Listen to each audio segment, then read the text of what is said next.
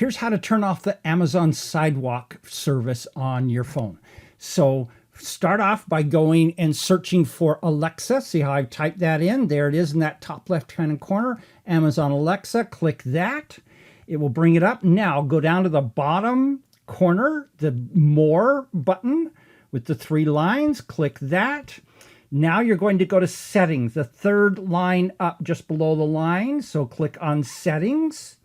Then you're going to choose Account Settings, the 2nd one down.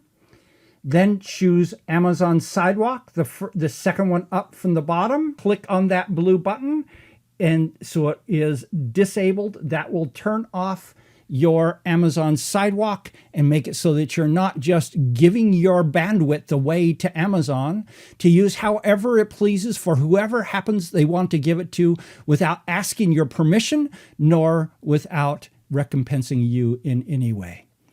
Amazon, I may be willing to turn this on someday. Ask me. Don't just take it from me. This is Don Crowther saying, just go do this stuff.